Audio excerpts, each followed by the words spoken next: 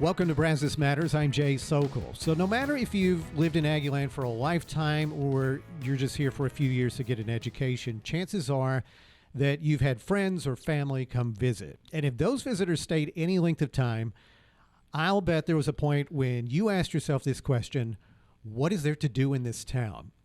So that's the topic we're going to tackle today with the help of those who lead the tourism offices for the Twin Cities. So from Destination Bryan, we have John Friebele, and from Visit College Station, we have Jeremiah Cook. Gentlemen, thank you for being here. Thank you for having us. Appreciate it. Excellent. Well, because I've lived here since the mid-1980s, and because I've worked for both cities, I imagine I could guess most of the things on both of your lists. I think so, because they're obvious things. And I'm fine with you mentioning those because some people don't know about those obvious things. But what I'm hoping is that you'll go beyond the obvious things, because I think that's what we need in order to be really great hosts to our visitors. So that's what we hope to do today. Absolutely. So John, I want to start with you. What is there to do in this town? Yeah. So I think when I think of the community as a broader whole, it has a little bit of everything for what you're looking for, right?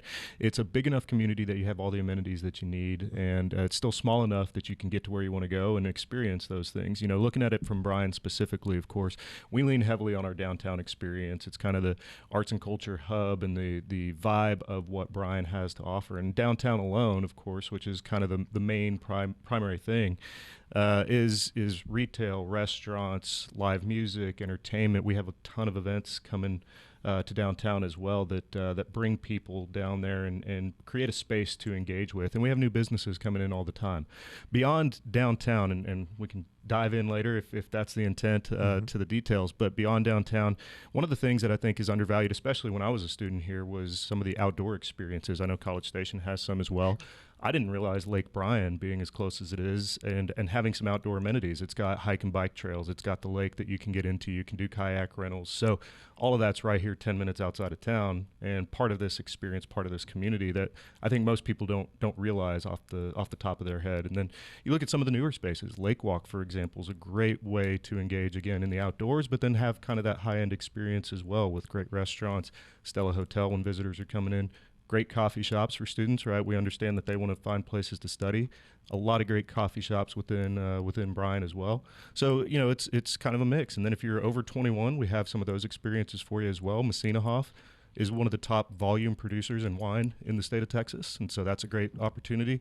New distillery downtown, Hush and Whisper as well. So there's so many different things that you don't realize when you're in your student bubble a little bit. And so Bryan definitely has some of that mom and pop type feel to it that you can experience. Okay, pop quiz and plot twist. Jeremiah, what did John forget to mention about Bryan that comes to your mind? Well, I mean, he covered a lot of it. I think he left out Mr. G's, which is my favorite pizza. So maybe that was coming in the more in-depth look at Bryan. But yeah, I was thinking the same things about Lake Walk and about all going over to POV and really enjoying the whole experience there as well. Yeah, and what's interesting about all the things that you mentioned, and you did a real high-level skim, is that those are very different areas of Bryan. You know, those are geographically separated. You know, you talked about things that are on Bryan's west side. You talked about things that are kind of northwest of the city. You talked about right in the heart of downtown, off to the east with Messinahoff. Yep. I mean, the opportunities you described are very geographically different. And when you're a student and your whole world is campus, you may not know about any of those things. Absolutely. Yeah. You know, Bryan has something kind of spread out, like you said. It's got little pockets all over the community. I didn't even mention Midtown Park, of course, which is kind of our up-and-coming area with Legends Event Center that has some great opportunities recreationally, but also Movie Bowl Grill that's coming in, Top Golf that has taken over that space, and some additional enhancements that are going to be at that park that when I was in school was a golf course and now is a beautiful park that students have an opportunity to go take advantage of. And so, yeah, you know, there's these great little kind of pockets and just areas within Bryan that create this kind of small town type feel, but again with a lot of amenities for people. So whether you're looking at Mr. G's, which is one of my favorite as well, but then you have RX Pizza, kind of the competing pizzas right across the street from each other, or if you're looking for more farm to table and getting that essence of who Bryan is through like Ronan Farm and Restaurant, that's a great opportunity too. So yeah, just kind of a lot of different things that are going on. We've been really heavy, as I know College Station has as well, in focusing on music. really music to cover all genres, right? I think our community a lot of times gets that rep for country music, of course, which is near and dear to us. But you look at some places like the 101 in Bryan off Texas that does your heavy metal, your rock, your acid rock, different things like that. That's fantastic. And they have probably the most consistent lineup of music throughout the year, and they're a smaller venue, but kind of under the radar. Nobody realizes it. And then you have the Grand Stafford that's bringing in some alternative and some pop and some different things there. And the Ice House has a consistent. The Palace, of course, has kind of that country feel to it. So music's a big thing. We know that's important to students, and I think why both our communities have really started to kind of lean into that music realm. Yeah. Okay, we're going to give you a minute to rest. Jeremiah, it's your turn. What is there to do in this town? Yeah, well, there's tons. I think that whenever I talk about what a visitor's going to do, we always start with the Bush Library.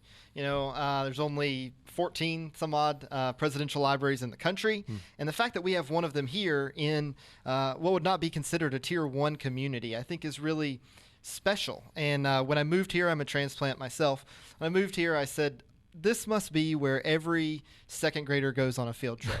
Yeah. And then I talked to my staff, and they said, you'd never been there. Never in my life. We go to the Cameron Park Zoo over in Waco. And so it was shocking to me to realize how many locals didn't even know 100,000 visitors are coming in a year to see the presidential library. And so I think that's where all visits have to cross through when you're talking about College Station. But once you get a little bit past that, you start talking about the Northgate District and all of the excitement that's provided there on the weekends, as well as at the Dixie Chicken. You're talking about Century Square, this kind of newer eat, play with Pop Stroke joining in there as well. And then just all of the disparate things that come from being where the university is, right? So you add in the Leach Teaching Gardens over on campus, or you add in an event that's going on at Reed, like Thea Vaughn coming up, or something going on at Kyle. And you really start to stack things up to see that it's not just about a quick trip, but there's actually a lot that can kind of build on top of each other to create a fantastic experience for our community. Okay, John, what did he forget? Yeah, no, I think I have the benefit of being here almost 20 years, right? So, again, I'll lean into the outdoors a little bit. I'm a big outdoors guy. Lick Creek Park is fantastic. It's a great getaway for students when you're kind of wanting to decompress a little bit, whether you just enjoy the trails or bird watching or anything in between, just getting outside, right, and enjoying a beautiful day. So I definitely enjoy that, and you've got that on the south side, kind of going to that spread out type feel again, right? And then music's another thing I know College Station's been focusing on, quite a bit. So, those are kind of the two that immediately come to mind for me that I enjoy from some of the different aspects. You've got the Wolfpan Creek Amphitheater that has some consistent music coming in on a regular basis. Yeah. One thing that I used to think about when I was with the city of College Station especially, but it's really relevant for both cities, is kind of the military tourism or veteran tourism that exists here. Now you have to kind of piece it together a little bit, but talk about, because you guys know what I'm talking about, describe what that might be in terms of the venues that are in and around BCS. Yeah, so you're starting with the Museum of the American GI, right as you come in on the south side of town.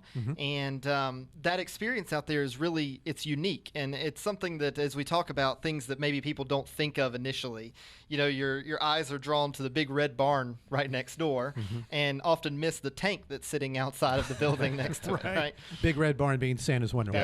That's right. And so I think you start with that. Obviously, the Bush Library has already said, and looking at his service and his President Bush's view of how service fits into the American life.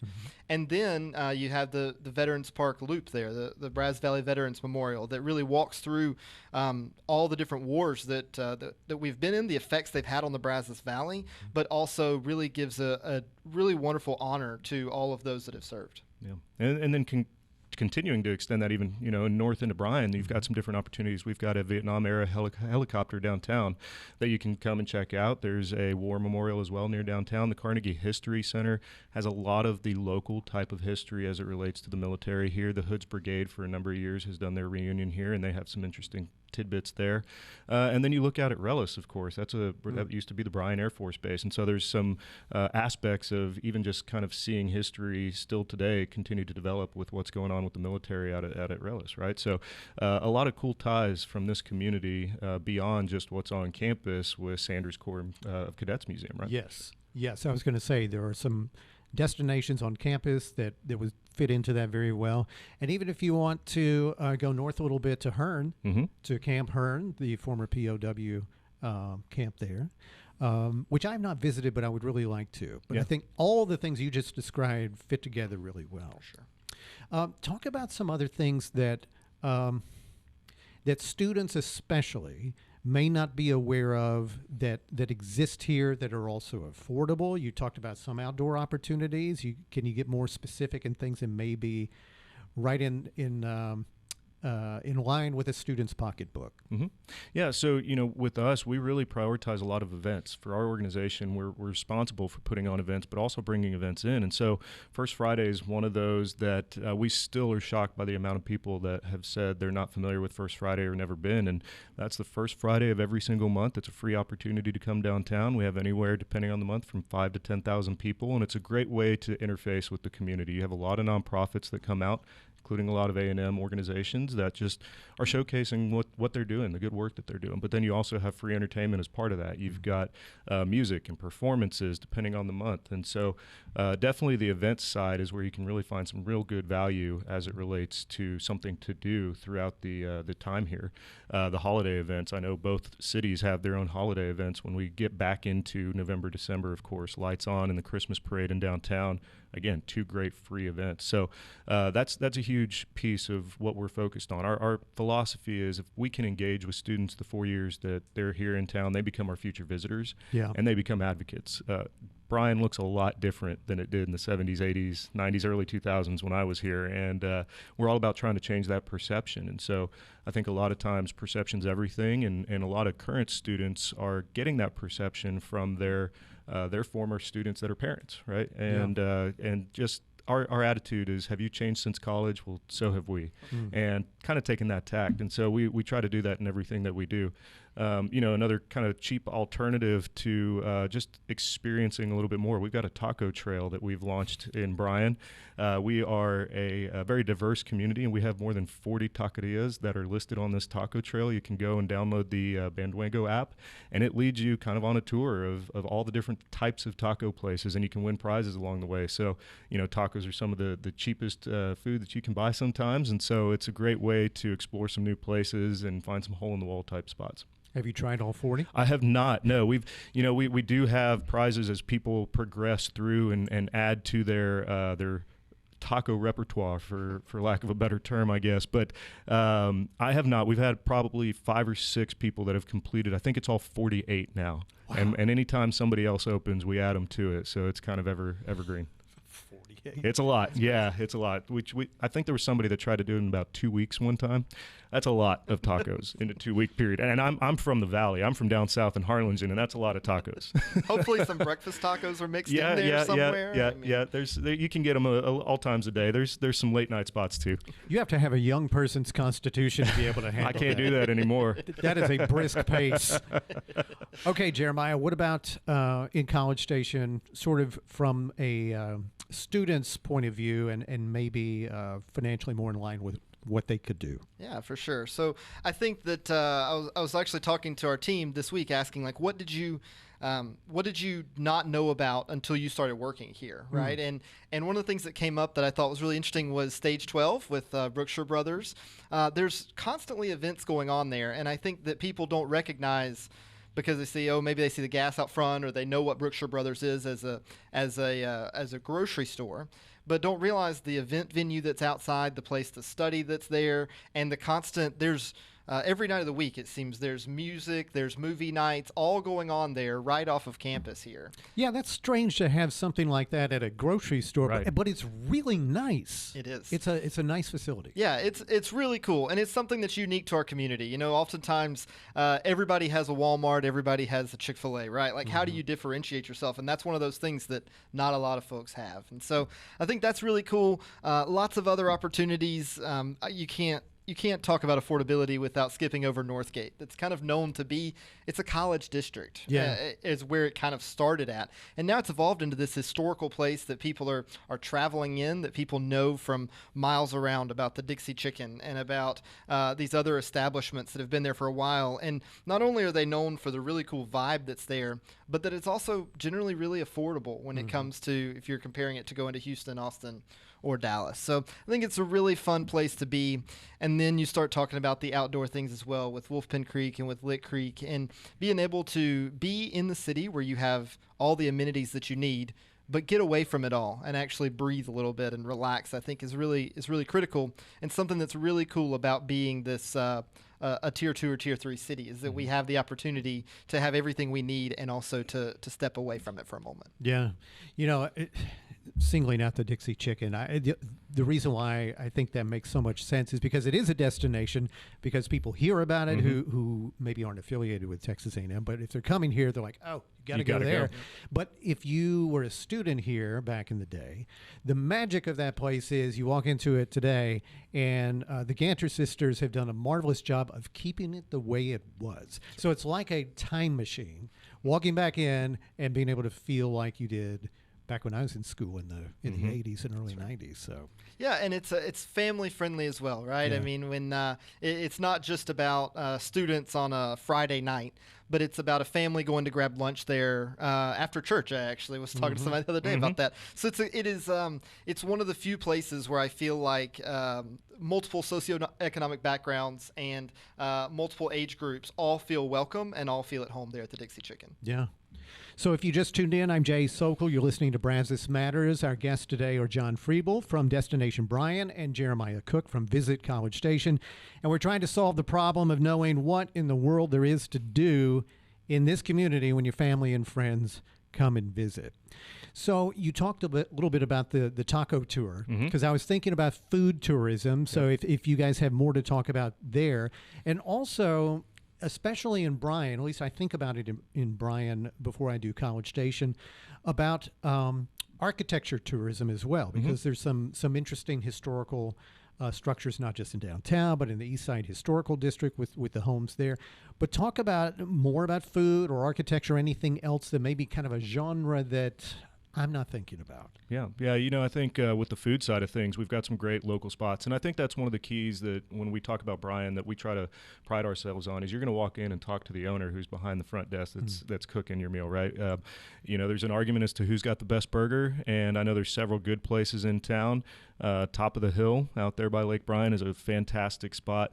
My personal favorite, Margie's in downtown. If you have not been to Margie's, it's 100-year ongoing for 100 years, and so it's fantastic. May I say the best tots in town? Go ahead. Best tots, I would agree. Yeah. And then you have plenty of other locations as well, and cuisines to cover all types. One of my favorite spots is Remnant of Nolans, which you get somebody from New Orleans that is cooking Cajun food right here in Bryan, right? And I mentioned Ronan Farm and Restaurant earlier. If you want to go check out their farm near Lake Bryan, see what that has to offer, and then see the same things that they're doing out at the farm on your table later that night. That's in downtown in the Ice House building, right? And then from an architecture standpoint, there's a lot of beautiful spaces that both cities have. And looking downtown, we are one of 3 primary cities in Texas where a lot of Italian immigrants came to back in the early 1900s. And so you look at downtown, we have a lot of Italianate architecture and a lot of Italian roots in our community. And you see that in the arches, and the way we've built our brand somewhat tries to reflect that. But then you go to these early, these mid to early 1800s type homes that are in the either west or east side of downtown, and some beautiful historic districts, which I know College Station has a fantastic historic district on the south side as well. Yeah, I think it's a little bit different in College Station because we are such a young city. Right? Comparatively speaking, yes. Comparatively speaking, and so it's always interesting. Our office is in Fire Hall number 1, and people always say, "Oh my gosh, I want to see this. It's so historic." Well, it is from the 70s. Correct. Right? Correct. It's a little bit different, but then you talk about the South Side neighborhood and really the founding of College Station 80 some years ago, and how it built itself around the around the university, I think is really cool. And so you talk about Benjamin Knox Gallery over on University, the original College Station, and getting to see that. I think it's cool because it harkens back to a little bit of a different time, and you can begin to track that as the university grew, so did College Station. And to see those architectural trends throughout the buildings here on campus as well, I think is really fun. But something that is a little bit different about College Station is the amount of high-end restaurants that we have. And I think this is great for students to know when your parents come in town and you have a little bit of a different credit card. Yeah. But whenever visitors come in, they're always surprised by the Republic or Porter's or Casa de Brazil down on the south side. You know, really high-end restaurants that you would see in Dallas or Houston or Austin that you wouldn't expect here. And I think that's something that's really cool that we get to offer is that. Let me tell you, it hasn't been that way for that long. No. Because you dial the clock back to the 90s, you know, we didn't have upscale place. We had one upscale place. It's not here anymore. It's called the Texan. That's a whole different story. But it is amazing how the food scene here has evolved into what it is today. So I think we've got more chances than ever to get families of students to come to Aggieland because you've got all the sporting events. You've got ring days and Aggie musters and yell practices and Aggieland Saturdays and commencement ceremonies and all the things. How do you get the things that you have talked about here today? How do you get your list of things to do in front of those families before they ever come here? How do you do that? Yeah, I think that it's obviously super important to both of us. It's definitely part of the marketing plan. I think part of it is, as John mentioned earlier, is really starting when students move here. We want them when they come here and they do orientation and they get ready and go out to fish camp and everything else, that we're already starting to engage with them at that point because we want them to know when you're coming back and the Aggie moms are coming back and all these different groups that are gathering here. We want them to know that it's not just come in, eat one meal and head back, but that there's actually so much that they can interact with here in our community. Yeah, I would agree. And it's just reinforcing that. It's getting in front of them early and often and consistent messaging. And from that day one at Fish Camp, which, you know, Destination Bryan, we've sponsored Fish Camp for that reason specifically. It's all with intent. But then Aggieland Saturday coming up this weekend is another one where we're both going to probably have booths out there so that we can interface with students before they're even students, right? Yeah. That's kind of the whole idea. But then, of course, with the Aggie family, there's so many students whose parents were former students. And so they're already kind of in tune with what we are trying to do in the communities and have a vested interest in the communities in which their kids live. And so they're following us on social media. If you're not already following us on social media, do so because it's going to be the best place to find out information and events. And then, you know, strategically when, for example, Family Weekend comes up the first part of April, we structure some of our events at the same time to give them a reason or an excuse to come into Bryan. So our art fair will be on Saturday, a family weekend, as just something else to do between whatever other activities you have. Come explore downtown with the reason to come see art fair, but you're going to find your new favorite restaurant and shop. So it's a multifaceted strategy that I think both our organizations are employing. Yeah. Yeah, and I think something that's really important is that when we go out and we ask, why would a visitor come to College Station, we always land in the same place, that it's the vibe that is here. It's the feeling that's here. It's the people that are here, and it's completely different than anywhere else you've been. And that's really hard to put into a marketing plan. Like, oh, we have really nice people. Well, congrats. Everybody has nice people. Nobody's going to tell you that their people aren't. It's truly different here. And it's really hard to market, and yet when families come into town, they feel it. And so I think that that's another thing is that students and families are repeat visitors here because we don't have to convince them that there's something different about this place. They already know it. Yeah. Okay, so as time starts to wind down on us, are there things that have come to mind during this conversation that you didn't mention as viable things to do that you want to go ahead and get out there? Yeah, you know, on my top of mind, and I'd be remiss if I didn't mention Aggieland Safari, which is an outdoor kind of drive-through safari exhibit on the east side of town. And I, you know, I'm a little kid at heart, and so and my little kids enjoy it as well. And so we get out there pretty regularly to go, you know, drive through, feed the animals, go see all the animals that they have through the walking exhibit as well. Hand feed giraffes. You know, how often are you going to get to do that? And it's relatively affordable, so that's a great opportunity for something just to go do on a weekend. weekend. But then keep an eye. I'd go back to the events. Keep an eye on all the events that are coming in. We announced the Troubadour lineup this morning, so that went out. So that'll be coming up in May. And the university's doing a great job of putting new events on as well. So, I'd kind of just, again, encourage people to tune in to our own social media handles, because that's where all that valuable information is going to be found. Yeah, and I was actually thinking about Gate 12 actually was on my list of things, because I feel like people don't know a lot about it. Yeah. And yet, when it comes to visitors, it's kind of tucked away back there, and yet you don't have that opportunity in every community to sit out there and watch planes take off and land all day long, different military planes coming in. You've got to have a reservation, especially if you're going at lunch or dinner time. But it's such a cool aspect of our community that I think sets us apart, and it's a little bit different. So that was one of the things that came to mind as I was. Yeah, that is a great place. Okay, final couple of minutes here. Are there any trends emerging in your industry? Because I know your industry gathers a lot, compares notes a lot, looks ahead. Anything that's emerging that might be of interest to us?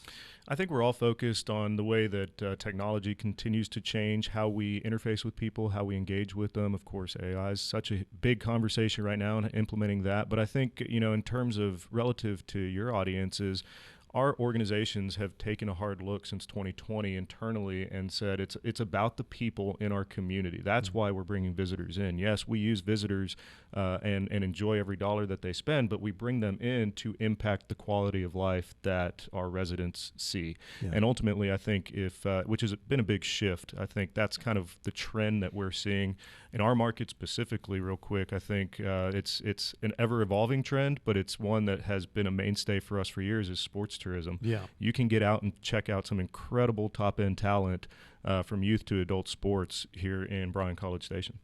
Yeah, and I was going to say along the lines of the same thing, that it's about sustainable tourism, and not in the way of like, did I recycle or not, but how do we ensure that tourists are not just coming in and taking from our community, but giving back to our community as well, and that those are not just, they come in and they spend a little bit of money, but that they're actually growing our community in the right way, and that it's the right time for our communities. And so I think that's really important as we move forward and as our destination continues to develop. Yeah. So I know that you guys mentioned some specific dates of events and so forth, which kind of date this particular episode that's going to go out. However, the vast majority, the bulk of our talk today really is useful and kind of evergreen, whether you're a full-time resident or you are a student here. And again, you're wondering, what is there to do in this town? I think you guys have helped answer that. So thanks very much, John Friebele, Jeremiah Cook. Again, really appreciate you guys being here. Yeah, thanks for having us. Quick, websites. www.destinationbryan.com. www.visitcollegestation.com. You both got it right. Easy enough. Cool. Thank you, guys. Really appreciate it. Awesome. Thanks, Jay. Brazos Matters is a production of Aggieland's Public Radio, 90.9 KAMU-FM, a member of Texas A&M University's Division of Marketing and Communications. Our show is engineered and edited by Matt Dittman. All Brazos Matters episodes are available on YouTube and on your favorite podcast platform like Spotify, Apple, iHeart, and Amazon. Also on the NPR app and on the KAMU website. We would love for you to rate and review and subscribe so you never miss an episode. I'm Jay Sokol. Thanks so much for watching and listening, and hope you have a wonderful day.